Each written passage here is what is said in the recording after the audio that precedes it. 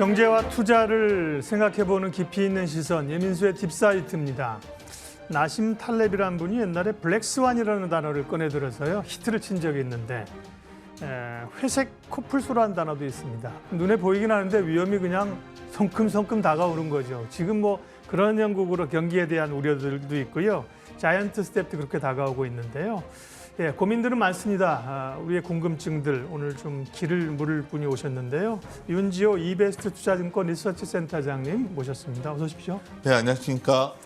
이번 인터뷰는 사실 장이 빠져서 모신 게 아니라 예정이 돼 있던 건데요. 매번 그러세요? 어려울 때 어떻게 그러니까요. 저희 이 시간에 인터뷰할 때 매번 뭐 위기, 뭐 급락 이럴 때 공교롭게 뵙게 되는 것 같은데요. 어쨌든 지금은 좀 흉흉합니다. 비관론이 우세한 상황이고요. 충분히 좀 적어도 단기적으로 좀 이 악재가 선반영돼 있는 상태인가요? 아니면 뭐 더 떨어질 우려가 있는 건가요? 그러니까 시장에서는 이렇게 생각하는 것 같습니다. 지금 여러 가지 뭐가 터진 건 없는데 왜 이렇게 금융시장의 혼란이 커질까? 결국 자기 실현적 어쩌면 예언으로서 뭔가 오고 있다. 방금 전 나심 탈렙 얘기도 하시고 뭐 회색 커플도 얘기도 하셨는데 결국 이 모든 문제는 연준이 인플레 찾기 위해서 실기했기 때문에 너무 금리를 빨리 올렸고 금리를 가파르게 올리는 과정에서 뭔가 문제가 어딘가 생겼다는 거죠. 다른 말로 하면 지금까지 우리가 글로벌 경제라든가 우리는 포함해서 다 부채에 의존해서 성장을 해왔거든요. 부채가 좀 과잉인 상황에서 부채의 어떤 시한폭탄이 터지고 있다. 그래서 최근에 특히 영국을 보시면은 야 저런 선진국에서도 저런 소위 우리 잊어버리고 있었던 마진콜 얘기가 나오고 네.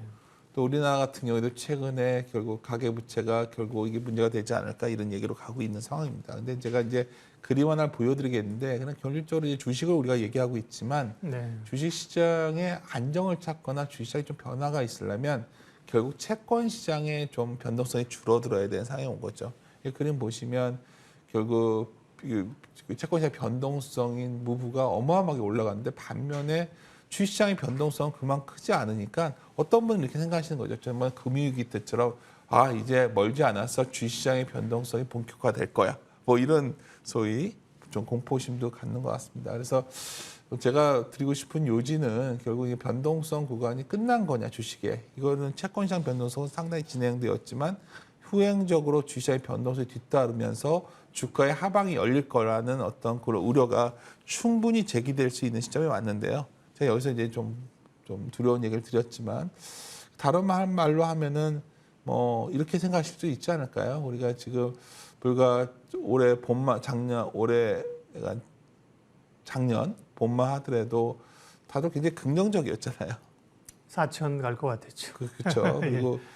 그리고 오늘 아침에도 통화들을 여러 군데 했는데 하이닉스나 뭐 이런 반도체 주식들 3분기 실적에 대해서 뭐 정말 뭐 적자기까지 나올 정도로 지금 우려가 커졌어요. 그렇게 뭐 사람들 기대가 높았는데 근데 재밌는 거는 내년 1분기는 가봐야 하는 거 아니야? 다들 이러고 있지만 여하튼 아까 이제 사회자님께서 이제 말씀하셨지만은 정말 그러한 소위 블랙스완적인 것이 오는 거라면 뭐 이러한 저해가 나와서 말하고 이러는 게 아무 의미도 없는 거고 저는 그게 쉽게 오지 않을 거라 보기 때문에 소위 시스템 리스크냐. 그렇죠. 시스템 리스크가 오기에는 지난 금융위기 이후에 여러 가지 규제를 완화하지 않았기 때문에 안 온다고 본다면 지금이 길게 보면 바닥권을 지나고 있다. 저는 이렇게 판단하고 있습니다.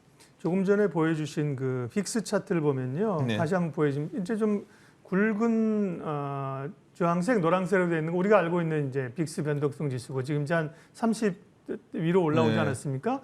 약도 색이 좀 다르군요. 위쪽에 있는 채권 시장 변동성. 저건 채권 시장 변동성이에요. 그렇죠. 그러니까 우리가 채권 시장의 변동성이 너무 커지고 있지 않습니까? 지금 우리가 우리 연초에 0.25 하던 금리가 지금 연내에 4.5 얘기를 하고 있거든 미국 증시가. 얘가 좀 내려와야 되는군요. 그렇죠. 그러니까 채권 시장이 굉장히 변동성을 커지고 있고 채권 시장의 하락폭이 더 큰 거죠. 그리고 아무래도 채권 베이스의 애널리스트 분들은 특히 이 상황을 굉장히 더 심각하게 바라볼 겁니다. 네, 그래서 뭐 누가 맞다 틀리다가 아니라 분명한 거는 현재 시장의 어떤 변동성을 이끌고 있는 거는 이런 부분이에요. 그리고 어제 증시 좀 생각해보는데 흥미로운 부분이 있어요. 어제 보면은 결국 이름에도 불구하고 금리가 더 치고 나가지는 않고 미국 주가 조정이 있었는데, 그리고 또 뭐 달러 인덱스도 뭐 더 강해지도 않았고, 어제는 좀 미국 고유의 애플 실적 하향 이런 게 좀 반영되지 않았나 생각이 들어서 오늘 아침에 너무 공포 분위기가 강해서 제가 막 전화가 이제 오시면은 뭐 그럴 때 좀 이제 바닥에 가까워지고 오는 거죠. 바닥은 이제 쉽게 말하면 이제 욕 먹어서 말도 못 하겠어요. 근데 뭐 저희들은 뭐 저희들 같이 예. 좀 순환적 사고가 강한 사람들은 네. 이 또한 지나가는 구간이다 예. 보고 있지만, 여하튼 어제 미국이 빠졌으니까 오늘 한국도 무너져야 된다는 시각은 또 어제 미국 지수 바라봤을 때 결국 주된 요인이 이러한 가파른 금리 상승과 어떤 매크로의 변동성이라 본다면 뭐 그렇진 않을 수 있지 않나. 아까 제목에도 있네. 네. 이채연성 이탈 다 얘기하는데 이렇게 쉽게 될까? 뭐 이런 생각도 갖고 있습니다. 네. 그러게요. 저도 뭐 많이 센터장님도 그러시겠지만 저도 뭐 뉴스나 이런 걸 하도 많이 보니까 나중에 어디서 본 건지 정확히 기억이 안 날 때가 많은데 네. 자막이 슬쩍 하나 지나가는 게 뉴스에서 봤나 우리 방송 자막에서 봤나 이제 시장 희망은 없나 뭐 이런 걸 슬쩍 봐서 아 희망이 있다. 역으로 다들 공포감이 너무 커지고 있지 않나 싶어요. 센티만 보기에는 좀 그런데, 그럼 우리가 좀 생각할 수 있는 거는 그래도 뭐가 좀 변해야 시장에서 예. 좀 이런 우려가 진정될까. 이제 어제도 이제 흥미로운 지점은 그 미국 고용이 주간 실업 수당 성과가 잘 나왔잖아요. 그러게요. 네. 그래서 이제 많은 분들이 아 이거 20만 명 밑에 내려온 거 보니까 이제 뭐 이거 큰일 나는 거 아니야. 이제 9월에 실업률을 걱정하는 거죠. 이제 9월 실업률도 또 이게 뭐 좀 올라가지 않으면 어떡하지?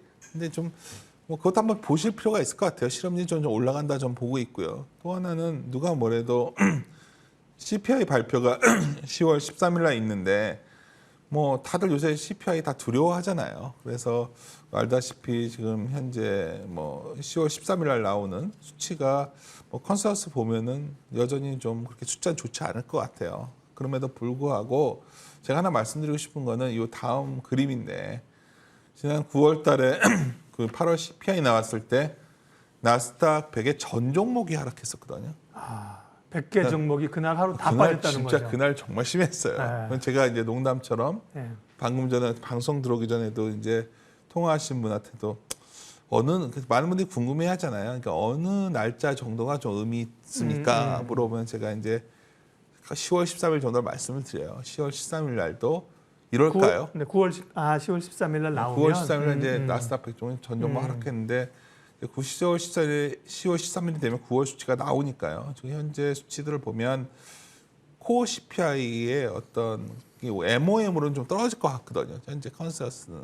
그래서 그때 놀랬던 게 그 MOM으로 확 올라와서 우리가 놀랬던 거예요. 네. 굉장히 스티키하다 생각을 했던 건데. 전달 대비. 그렇죠. 근데 이제 이 데이터가 뭐냐면 나스닥 100이 전 종목이 하락하고 나면 하여튼 대략 이게 이제 한 3개월 정도 지나고 났을 때부터는 그때보다 올라 있었고 한 1년 지나고 나면 다 올라 있었다는 거죠. 네. 뭐 항상 이런 건 아니겠지만 2000년 이후에 12번의 데이터를 갖고 보면 이래 했는데 2000년이 아니라 훨씬 이전 걸 봐야 된다 이렇게 할 수 없겠지만, 여하튼 시장에 뭐 센티 때문만이 아니라 이러한 우려들이라던가 소위 물가로 촉발되었던 매크로에 대한 걱정들, 이런 것들이 지난 9월에 한번 터뜨려줬고 10월에는 좀 안 좋아도 이 정도 빵이 안 나온다면 시장은 매크로에 대한 불안감을 좀 진정되는 계기가 10월 중순쯤에 있지 않을까, 저는 좀 희망 섞인 기대를 좀 해보고 네. 있는 상황입니다. 근데 어려움은 많은 투자자들이 여전히 우리의 사랑하는 조국 한국에서 투자를 하고 있다는 거죠. 우리의 네. 이제 경제적인 문제나 어떤 구조적인 문제. 예를 들면 애플이 물론 간밤에는 뭐 한 5% 가까이 빠졌습니다만 전전날인가요? 뭐 추가적인 생산한 거 안 하기로 했다고 했을 때 LG노텍이 한 10% 빠졌는데 그날 애플은 3%밖에 안 빠졌어요. 그렇죠. 이런 구조적인 문제, 우리가 더 흔들리는 문제를 어떻게 이제 봐야 되느냐, 대응해야 되느냐. 예. 말씀하시니까 제가 이제 심심해서 한번 코로나 때를 비교를 많이 하셔서 달러로 환산한 좀 코스피를 봤더니 코로나 때가 한 46에서 47% 사이 정도였어요. 놀랍게도 그거보다 더 빠졌습니다. 달러로 환산해 보면. 그러니까 떨어진 폭이 하락률이. 그렇죠. 예. 그러니까 제가 드는 생각은 최근 들어서 외국인 매도는 좀 진정될 거라 보거든요. 좀 단기적으로 좀 많이들 했던 부분이 있는데 방금 전에 지적하신 부분이 이제 걱정이에요. 지금 우리가 외국인들이 이제 과거의 흐름을 보면 외국인들이 언제 샀는가 이렇게 데이터를 보면 우리나라의 무역 수지가 좋아질 때 샀거든요. 근데 어쩌면 최근 시장에서 우리가 이제 여러 가지 왜 더 부진했나에 대한 답변인데 우리나라의 수출주가 너무 안 좋은 거죠. 어떻게 보면 유가가 내려왔으니까 무역 수지가 개선되어야 함에도 불구하고 그만큼 못 팔고 있는 건데 그 이유가 바로 IT거든요. 그러니까 쉽게 말해서 최근에 보면 IT 쪽의 부진이 굉장히 심각해지고 있고 아까 서두에도 말씀드렸지만 그러다 보니 이번 3분기 실적 시즌에 반도체 우리나라 대표 기업들에 대한 우려가 굉장히 커지고 있는 상황입니다. 네. 근데 제가 이제 좀 드리고 싶은 요지는 뭐 이렇게 안 좋은 건 알겠는데 이제 제가 이제 드리고 싶은 요지가 네. 우리가 요새 굉장히 소환되는 책이 있어요. 참 사회자님은 잘 아시겠지만 우라가미 군이오의 주식시장의 사계절 거의 다 잊혀졌던 책인데 우리 시장이 이제 과거와 다르게 역실적 장세한 단어를 정말 오랜만에 쓰기 시작한 거예요. 그러니까 역실적 장세는 다른 말로 하면 실적이 안 좋아지는 어떤 하락장의 마무리에 나오는 건데 그 장세의 특징은 결국 재고 조정이거든요. 그러니까 기업들이 재고를 떨어내면서 어쩌면 재고 조정이 마무리되면 주가가 드디어 또 돌아서는 흐름이 나오는데 어떻게 보면 이번에 반도체 쪽에서 그게 진행되고 있다는 저는 생각을 갖고 있거든요. 그래서 다음 그림을 좀 보여드리면 저희 반도체 담당자가 보여주는 어떤 재고에 관한 메모리체의 재고에 관한 그림입니다. 보시면 어마어마하게 재고가 드러나 있죠. 그러니까 애플을 얘기하셨는데 이제 이런 거죠. 애플도 왜 저렇게 됐냐면 수요가 약한 겁니다. 그렇죠. 우리가 코로나 때 이쪽을 너무 많이 소비를 했고 또 공급망 여러 가지 이슈가 있으니까 일단 생산해 놓으면 소비될 거로 봤는데 이게 쌓이다가 메모리 업체의 재고가 평균 5주에서 거의 10주 가까이 늘어났어요. 그러면 이렇게 보시면 이제 어떤 분들은 야 이게 이제 무한히 올라갈 것 같다는 생각을 하시지만 재고라는 게 이게 이제 꺾이겠죠. 꺾이는 과정에서 최근에 여러 가지 반도체 전망 기관들에서 나오지만 반도체 가격이 급락 전망이 나오는 거죠. 4분기.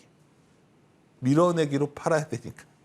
그러니까 제가 아마 애플에서 시작해서 제가 이런 말씀을 드리는 건 4분기 중에 만약에 이런 반도체 가격이 좀 더 내려오면서 밀어내기 수출의 어떤 흐름이 나와서 재고를 떠는 순간이 온다면 저는 어떻게 보면 우리 증시에서 어떠면 가장 밑바닥에 있는 불안감의 근원이었던 소위 대표주들의 터닝도 나올 수 있다는 거죠. 그러니까 아까 말씀드렸지만 3분기 시점은 매우 안 좋을 것 같고 이걸 반영하면서 좀 더 흔들릴 거로 하방이 열릴 거로 보고 있지만 그게 커 보이지 않는다는 측면에서 본다면 유독 코스피가 더 약했던 국면은 4분기 중에 변할 가능성이 좀 높다 봐요.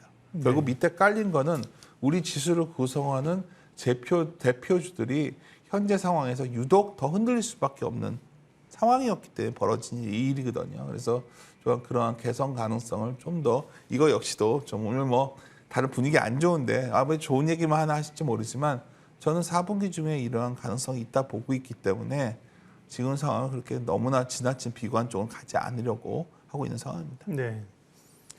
당장 이제 10월이고요. 사실 미국의 중간 선거가 중요한 분기점이 될 수 있고 되기를 바라고 네. 또 중국도 시진핑의 상임위원임을 결정하는 이제 당대회가 있지 않습니까? 10월. 네.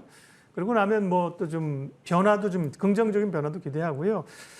어쨌든 지금 좀 이 정도면 아까 말씀하신 것처럼 바닥권이라면 좀 슬슬 사볼까라는 생각도 있고 그런 걸 좀 경계하는 이런 시각도 있습니다. 네, 어떤 쪽이세요, 센터장님? 그러면 이제 생각을 해보자는 거죠. 다시 또 기승전 물가가 되는 겁니다. 네. 왜냐하면 우리가 인플레이션이라는 단어가 불과 작년 10월에 제가 기억나는 게 이 방송은 아니었던 것 같은데 연준에서 그때 파월 의장이 물가 인플레이션 일시적이라 얘기했던 게 불과 작년 1년 전입니다. 초반에 그랬죠. 예. 그렇죠. 근데 지금은 물가는 스티키하다고 합니다. 끈적끈적해서 이게 안 잡힐 거야. 그래서 어제도 여러 가지 연준 총재들 특히 로레타 마스터 같은 클리프턴 연준 총재 같은 경우엔 실질금리 플러스 만들겠다는 건데 이거 무서운 말 아닙니까? 지금 물가가 이렇게 높으면 실질금리를 플러스 만들려면 이게 도대체 금리를 어디까지 올린다는 얘기겠죠. 그래서 이제 중요한 게 결국 기승전 물가가 되는데 제가 그림을 하나 보여드릴게요. 이제 요즘 좀 얼마 전에 제가 이제 워낙 그 사회자님께서도 뭐 워낙 오래 계셨기 때문에 보시겠지만 얼마 전에 되게 재미있는 동영상을 제가 봤는데 뭘 보셨어요? 그렇죠. 저기 시겔 교수가 막 화내는 네, 제레미 시걸. 네, 네. CNBC 와가지고 막 시겔 마시고 갑자기 헷갈리네. 제가 네. 방송할. 네. 그러니까 요지는 뭐냐면 어쨌든 연준 좀 후행적인 네. 어떤 임금과 렌트비 갖고서 왜 연준이 이런 바보짓 하고 있냐. 제레미 시걸 맞을 거예요. 네, 그래서 그날 이제 제가 보면서 저희가 얼마 전 세미나에서 제가 클라이언트 세미나에서 했던 말이었거든요. 공교롭게도 어떻게든 간에 에너지 가격은 잡혀가고 있어요. 그거는 뭐 오늘 길게 안 말씀드리겠지만 문제는 스티키하다가 보는 이 주택 가격인데 알다시피 미국의 어떤 이러한 소위 주택 가격은 매우 물가의 구성 요소가 높고 주택 가격이 잡히면 후행적으로 분명히 이건 내려옵니다. 렌트비. 근데 지금 제가 요즘 말씀드려요. 미국의 주택 가격이 오르기 참 쉽지 않아졌어요. 모기지 금리가 7%에 도달했더라고요. 그러면 제가 이제 우리가 아까 뭐 6개월, 1년 뒤를 생각해 보면 분명히 미국의 스티키하다는 단어가 또 변해 있을 수 있다는 거죠. 그 순간이 왔을 때는 시장은 어떤 요즘 말하는 부채가 터지는 상황보다는 상당히 여러 가지 위험 자산 선호가 다시 재개되는 그러한 시기가 올 수 있다는 점에서 다시 말씀드리지만 굉장히 힘든 구간이 어쩌면 지난 3분기였고 뭐 좀 성급한 생각일지 모르지만 4분기부터는 어쩌면 내년에 이러한 변화를 반영해서 이러한 좀 부진해 보이는 반도체라던가 이런 부분들도 하방이 제한적이고 또 미국의 여러 가지 이러한 지표들도 후행적으로 좀 우리의 어떤 상황을 개선시키는 식으로 작동되지 않을까 저는 이렇게 판단하고 있습니다. 네.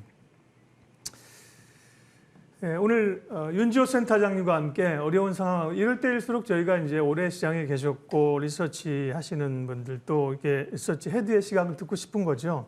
말씀하신 것처럼 스티키, 영어 단어 시간 아닌데 스티키, 뭐 물가로 얘기하면 굉장히 경직적인 이런 거 아닌가요? 뭐 그리고 말씀하신 것처럼 뭐 끈적거리는, 끈적거리는 물가 이런 상황에서 그럼 투자자들은 어떻게 생존할 것인가? 이제 투자자의 생존 전략을 얘기하겠습니다. 금리 이제 새로운 기준이라는 거 아닙니까? 고물가, 그다음에 고금리 이런 건데요. 그러면 이 금리 상승기에서는 어디에 투자를 해서 방어적으로 수익을 얻습니까? 네. 금리 상승기에는 과거에는 그 은행주도 좋아지고 이래야 되는데 전혀 지금은 그런 뭐 거 안 되잖아요. 없죠. 네. 그러니까 또 배당주들도 최근까지 좋았는데 요새 예금 금리가 뭐 어마어마합니다. 그러니까 내가 굳이 위험 자산을 갖고서 그런 배당 수익을 추구할까 이런 고민도 있지만 여하튼 방어 섹터가 상당히 좋았어요. 그럼 여기서부터 생각해봐야 되는 게 저희가 계속해서 반복해서 기승전 인플레이션 얘기를 하고 있는데 그럼 인플레가 약간 제어되면 어떤 흐름이 있을까요? 지금 쉽게 말해서 인플레이션의 우려가 커지면서 많은 사람들이 가격을 올려도 이거 할 수 없이 그걸 살 수밖에 없는 것들이 있었어요. 대표적인 게 다음에 보여줘 음식료 같은 업종이었죠.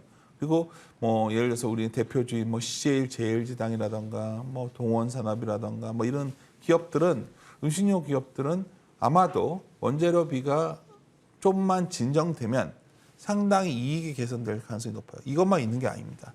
사실 최근에 후행적인 어떤 커머더티 가격들이 굉장히 안정화되고 있어요. 그래서 뭐 예를 목재 가격도 많이 내려왔고 뭐 이런 것들이 결국 최근에 비용 상승으로 인해서 고통을 주던 기업들이 이게 어느 정도 가격이 진정된 값들이 저희 기업 실적에 반영되는 시점이 오면 상당히 개선 여지가 높다는 게 첫 번째고요. 두 번째는 우리가 생각해야 되는 거는 뭐 여기서 뭐 제가 정치를 얘기할 건 아니지만 이게 하도 다 얘기를 했기 때문에 알고 계시겠지만 이제는 세계가 블록화되는 것 같습니다. 블록화되다 보면 블록화된 경제에서 새롭게 투자가 막 과잉 투자가 일어나고 있어요. 결국은 우리나라가 생존하기 위해서 지금 뭐 그 비싼 인건비를 주고서라도 미국에서 생산해야 되지 않습니까?